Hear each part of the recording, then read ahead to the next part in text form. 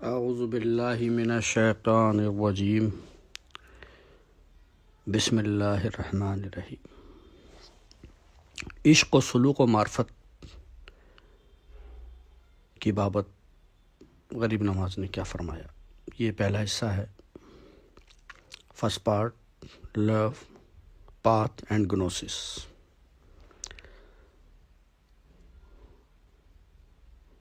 جسے پی کے بزم رنداں سر عرش جھومتی ہے، یہ بتا دے میرے خواجہ وہ شراب کون سی ہے۔ خواجہ کل خواجگاں، فخر کون و مکاں، امین معرفت، قطب المشائخ و بر و بحر، حضرت خواجہ معین الدین چشتی حبیب اللہ فرماتے ہیں، بعض مشائخ نے سلوک کے 100 درجے مقرر کیے ہیں۔ 17واں درجہ کشف و کرامات کا ہے۔ بعض مشائخین نے 100 درجے مقرر کیے، اس میں سے 17واں جو حصہ ہے وہ کشف و کرامات کا ہے۔ جو شخص اپنے آپ کو 17ویں درجے میں ظاہر کر دے گا، سرکار فرما رہے ہیں، جو شخص اپنے آپ کو 17ویں درجے میں ظاہر کر دے گا وہ بقیہ 83 کس طرح حاصل کرے گا، یہ ایک سوال سرکار نے کیا۔ پھر آپ فرما رہے ہیں کہ سالک کو چاہیے کہ جب تک پورے 100 درجے طے نہ کر لے اپنے آپ کو ظاہر نہ کرے، جب تک 100 درجے وہ حاصل نہ کر لے اپنے آپ کو ظاہر نہ کرے۔ ایک تو یہ کہ دوسرے سلاسل میں 100 درجے ہیں۔ اب چشتیہ سلسلے میں کتنے درجے ہیں راہ سلوک طے کرنے کے، معرفت حق تعالیٰ تک پہنچنے کے؟ یہ ذرا غور کرنے کی بات ہے۔ سارے سلاسل، دوسرے سلاسل میں 100 درجے ہیں، کسی میں 90 ہیں، کسی میں 85، لیکن ہمارا جو سلسلہ عالیہ چشتیہ ہے اس میں کتنے درجات ہیں؟ پھر فرمایا خواجہ کل خواجگاں، فخر کون و مکان۔ خواجگان چشت میں سے بعض نے 15 درجے مقرر کیے ہیں۔ کتنے درجے ہیں چشتیہ سلسلے میں؟ 15 درجے، 100 درجے نہیں ہیں۔ 15 درجے کیوں ہیں اس کی آگے میں وضاحت کروں گا۔ خواجگان چشت میں سے بعض نے 15 درجے مقرر کیے ہیں، ان میں 5واں کشف و کرامات کا ہے۔ دوسری جو سلاسل ہیں ان کے اندر جو 17واں درجہ کشف و کرامات کا، لیکن چشتیہ سلسلے میں 5واں درجہ جو ہے وہ کشف و کرامات کا ہے۔ ہمارے خواجگان فرماتے ہیں کہ جب تک 15ویں درجے تک نہ پہنچے اپنے آپ کو ظاہر نہ کرے۔ آپ دیکھیے کہ 100 درجے اگر ہوئے، ہر سلاسل میں 100 درجے ہیں، اگر وہ 100 درجے دوسرے سلاسل کے لوگ اگر طے کرنے جائیں گے تو تمام عمر مجاہدہ میں گزر جائے گی، لیکن مقصود حاصل کرنا بہت مشکل ہے۔ لیکن چشتیوں نے اتنا آسان کر دیا، چشتیوں نے 15 درجے مقرر کیے۔ 15 درجے یعنی 85 درجے کم ہو گئے، یعنی 85 درجے کم کر دیے گئے، صرف 15 درجے معرفت حق تعالیٰ کے لیے مقرر کیے گئے۔ اور اس کی وجہ صرف اور صرف عشق ہے، کیونکہ سلسلے میں عشق واجب ہے۔ عشق کا غلبہ اتنا ہوتا ہے کہ 15 درجوں میں ہی، 15ویں درجے میں ہی وہ اپنا مقصود حاصل کر لیتا ہے۔ پھر فرمایا سرکار نے، سلوک کی بابت لکھا ہے کہ ایک مرتبہ خواجہ جنید بغدادی سے پوچھا گیا کہ آپ دیدار الہی کیوں نہیں چاہتے؟ اگر آپ چاہیں تو ضرور میسر آئے۔ فرمایا کہ میں یہ نہیں چاہتا، کس نے؟ جنید بغدادی نے، میں یہ نہیں چاہتا کہ موسیٰ علیہ السلام کی طرح مانگوں، اور نہ ملے، میں یہ نہیں چاہتا، جنید بغدادی نے فرمایا میں یہ نہیں چاہتا کہ موسیٰ علیہ السلام کی طرح مانگوں اور نہ ملے۔ جب لوگوں نے پوچھا جنید بغدادی سے، سرکار غریب نواز فرما رہے ہیں کہ دیدار الہی کیوں نہیں چاہتے؟ چاہیے تاکہ میسر ہو۔ تو جنید بغدادی فرماتے ہیں کہ میں یہ نہیں چاہتا کہ موسیٰ علیہ السلام کی طرح مانگوں اور نہ ملے، بلکہ رسول خدا صلی اللہ تعالی علیہ وسلم کی طرح بے مانگے ملے، بس بندہ کو خواہش سے کیا واسطہ،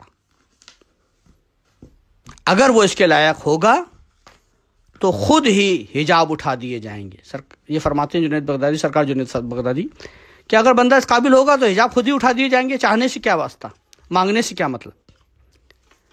تو آپ فرماتے ہیں اگر بندہ اس لائق ہوگا تو حجاب اٹھا دیے جائیں گے اور تجلی ہوگی، مانگنے کی ضرورت نہیں ہے، بس کیا ضرورت ہے کہ ہم خواہش کریں، یعنی اس راہ میں خواہش کرنا ٹھیک نہیں ہے، کہنے کا مقصد یہ ہے۔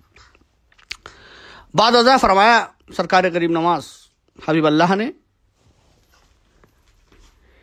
ایک مرتبہ بایزید بسطامی علیہ رحمت مقام قرب میں پہنچے تو غیب سے آواز آئی کہ اے بایزید، آج تیری درخواست ہماری بخشش کا وقت ہے۔ اے بایزید، آج تیری درخواست اور ہماری بخشش کا وقت ہے، جو چاہے مانگ۔ دربار ازدی سے آواز آئی، جو چاہے مانگ ہم عطا کریں گے، اللہ رب العالمین فرماتا ہے۔ حضرت بایزید نے سر بسجود ہو کر عرض کیا کہ بندے کو خواہش سے کیا کام، بندے کو خواہش سے کیا واسطہ، جو کچھ بادشاہ سے عطا ہوگا اس پر بندہ راضی ہے۔ آواز آئی ندائے الہی، آئے بایزید، ہم نے تجھے آخرت دی۔ بایزید نے عرض کیا، وہ دوستان الہی کا قید خانہ ہے، یعنی اللہ کے دوستوں کا قید خانہ ہے۔ آواز آئی، ہم نے تجھے آخرت عطا کی۔ تو بایزید عرض کرتے ہیں کہ وہ دوستان الہی کا قید خانہ ہے، آخرت لے کے کیا کریں۔ پھر آواز آئی، آئے بایزید، ہم نے بہشت و دوزخ، عرش و کرسی اور جو کچھ ہماری ملک ہے وہ سب تجھے دے دیا۔ یہ سرکار غریب نواز فرما رہے ہیں، بایزید بسطامی کا واقعہ۔ آواز آئی، پھر ندا آئی کہ ہم نے تجھے کیا عطا کر رہے ہیں، اے بایزید، ہم نے بہشت و دوزخ، عرش و کرسی اور جو کچھ ہماری ملک ہے وہ سب کچھ تجھے دیا۔ عرض کیا بایزید بسطامی نے، نہیں چاہیے اللہ پاک۔ آواز آئی، پھر تیرا مطلب کیا ہے؟ پھر آواز آتی ہے، ندا آتی ہے غیب سے، پھر تیرا مطلب کیا ہے؟ عرض کیا، آئے پروردگار، تجھے خود معلوم ہے، یا اللہ تو جانتا ہے، تو دانا اور بینا ہے۔ حضرت بایزید بسطامی نے کہا۔ پھر آواز آئی، ندا آئی، حق تعالیٰ کی ندا آئی، آواز آئی کہ اے بایزید، کیا تو ہمیں طلب کرتا ہے؟ اللہ پاک فرماتا ہے، بایزید، کیا تو ہمیں طلب کرتا ہے؟ پھر اللہ پاک فرماتا ہے، اگر میں تیری طلب کروں تو؟ اے بایزید، کیا تو ہمیں طلب کرتا ہے؟ اگر میں تیری طلب کروں تو پھر تو کیا کرے؟ اے بایزید، تو ہماری طلب کرتا ہے، اگر میں تیری طلب کروں تو پھر تو کیا کرے؟ یہ آواز سن کر عرض کیا، مجھے تیری قسم، تیری عزت، جاہ و عظمت کی قسم، تیرے جلال کی قسم، مجھے تیری قسم، اگر تو مجھے طلب کرے تو قیامت کے دن جب میرا حشر ہو تو دوزخ کے پاس کھڑے ہو کر ایک ہی آہ سے دوزخ کی آگ کو نابود کر دوں، کیونکہ محبت کی آگ کے مقابلے میں دوزخ کی آگ کچھ حقیقت نہیں رکھتی۔ سبحان اللہ۔ سرکار غریب نواز یہ فرما رہے ہیں، جب یہ قسم کھائی، بایزید بسطامی نے جب یہ قسم کھائی تو آواز آئی کہ اے بایزید، یہ جو کچھ تو چاہتا تھا وہ تجھے مل گیا۔ اے بایزید، جو کچھ تو چاہتا تھا وہ تجھے مل گیا۔ یہ پہلا پارٹ تھا، ابھی کئی حصے آئیں گے اس کے۔ وآخر دعوانا ان الحمدللہ رب العالمین۔